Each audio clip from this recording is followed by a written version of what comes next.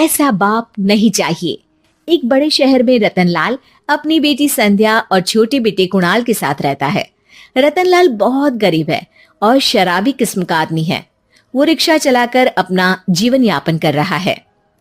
रतनलाल एक अधेड़ उम्र के आदमी योगेश्वर को कभी कभी अपनी रिक्शा से मार्केट या मंदिर छोड़ता है और कभी कभी बाजार से उसका सामान भी ले आता है। एक दिन रतनलाल योगेश्वर से कहता है, साहब, आपके पास गाड़ी है, फिर भी आप कभी कभी रिक्शा से क्यों जाते हो? इन शहर की गलियों को आराम से देखना मुझे बहुत पसंद है। ठीक है साहब, मैं चलता हूँ, कल फिर आऊंगा। अरे रतनलाल, रुको तो। मैंने सुना है कि तुम अपनी बेटी को कुछ पैसों के बदले किसी को दे रहे हो। अभी किसी को बेचे नहीं तो क्या करे साहब। एक छोटा बेटा है, उसको पढ़ाना भी है, उसकी देखभाल भी करनी है, और अगर मैं बेटी को घर में रखूंगा तो उसकी शादी कैसे करूंगा साहब।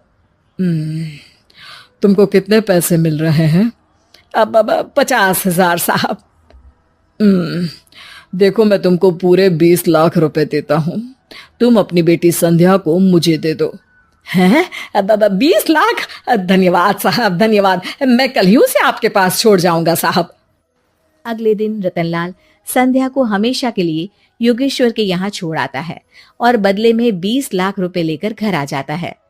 रतनलाल जिंदगी में पहली बार इतने पैसे पाकर बौखला गया। उसने एक अच्छा घर लिया। कुणाल, अब हमें कोई चिंता नहीं है, तू अब अच्छे से पढ़, खूब मन लगाकर पढ़ाई करना।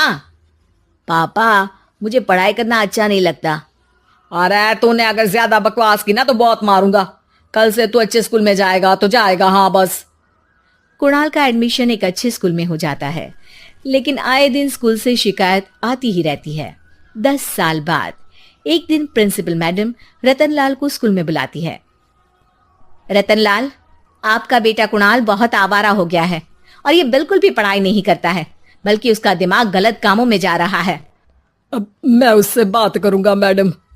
ठीक है, आज ये आखिरी मौका है, अगली बार तो मैं उसे स्कूल से ही बाहर निकाल दूंगी। रतनलाल घर आ जाता है और कुणाल से कहता है, कुणाल बेटा, मैं तुम्हारे ऊपर इतना पैसा लगा रहा हूं, फिर भी तुम स्कूल में सही से क्यों नहीं पढ़ते हो? आप तो रहने ही दीजिए, मैं सब जानता हूँ कि ये पैसा कहाँ से आया है। और वैसे भी अब ये पैसा मेरा है, मेरा जो भी मन होगा मैं करूंगा।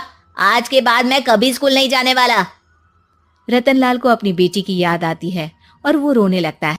5 साल बाद कुणाल एक दिन एक लड़की को शादी करके घर ले आता है। पिताजी, ये मेरी पत्नी है स्वीटी। तुमने शादी कर ली? हाँ, शादी कर ली मैंने, दिखाई नहीं दे रहा? और अब से आप फिर से कमाना शुरू कर दो, बहुत बैठ कर खा लिया। कुणाल, तुम इस बुड्ढे को घर में क्यों रख रहे हो? देखो ना, ये शराब पीता है, इसे घर से बाहर निकाल फेंको। अरे स्वीटी, ये मेरे पापा है, कैसे बाहर निकाल दूं? और वैसे भी घर में कोई तो चाहिए ना काम करने वाला, नौकर समझ कर रख लो।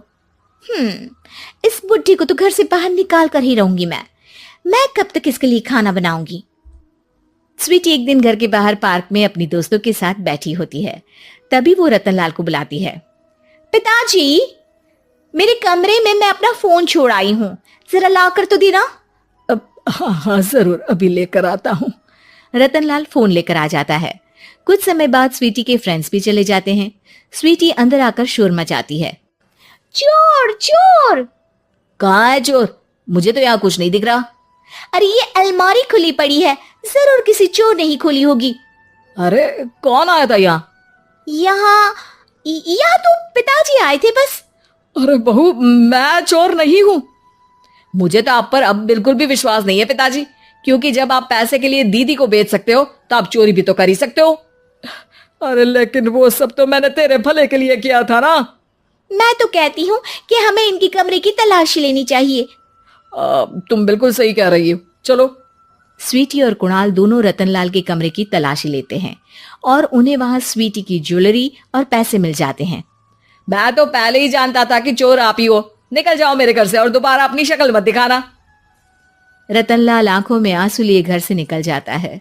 स्वीटी मन ही मन सोचती है, आज तो मेरी प्लानिंग सफल हो गई। जैसा मैं चाहती थी ऐसा ही किया और बड़ी आसानी से उस बुड्ढी को चोरी का इल्जाम लगाकर घर से भगा दिया। रतनलाल की हालत अब ज्यादा खराब हो गई और वो सड़क पर बैठकर भीख मांगकर खाने लगा। एक दिन वहां एक गाड़ी आकर रुकी और सड़क पर बैठे सभी भिखारियों को अपने सेंटर ले गई। एनजीओ की मालिक संध्या एक एक करके सभी को सुविधा मुहैया कराती है। तभी उसकी नजर रतनलाल पर पड़ती है। पिताजी, संध्या तू? पिताजी आपकी ये हालत कैसे हुई? ये सब मेरे बुरे कर्मों की सजा है जो मुझे मिल रही है। मुझे माफ कर दे बेटी।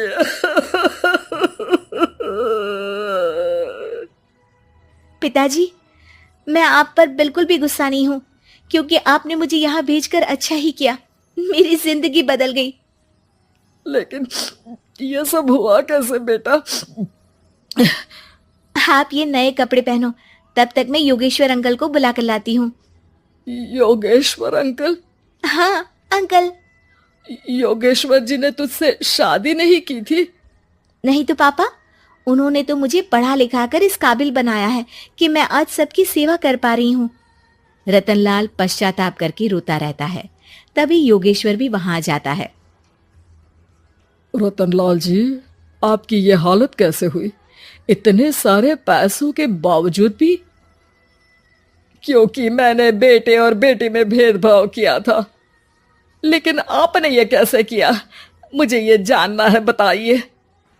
सालों पहले जब संध्या छोटी थी, तब मैंने एक बार एक आदमी से तुम्हें बात करते हुए सुना था, जो कुछ पैसों में संध्या को तुमसे खरीद कर शादी करना चाहता था। मैं उस समय एनजीओ में बच्चों के लिए ही काम कर रहा था और मैं किसी भी लड़की की जिंदगी खराब होते नहीं देख सकता था। इसलिए मैंने अपने जीवन की कमाई का एक बड़ा हिस्सा तुम्हें दे दिया था। सच में कितना गलत था मैं। मुझे माफ कर दो। अब आप दोनों मेरे साथ घर चलो और आज मैं अपना सच्चा प्रायश्चित करना चाहता हूँ। योगेश्वर और संध्या रतनलाल के साथ घर जाते हैं। स्वीटी दरवाजा खोलती है। चोर भिखारी, तो फिर से आ गया? चल भाग यहाँ से बुड्ढे। ये घर तुम्हारे बाप का नहीं, मेरा है। बाहर निकलो यहाँ से। रतनलाल कुणाल और संध्या को घर से बाहर निकाल देता है। योगेश्वर जी, अब ये घर आपका है और अब आप यहाँ एक और एनजीओ खोल सकते हैं। शायद अब ये सच्चा प्रायश्चित है। संध्या अपने पिता के गले लग जाती है।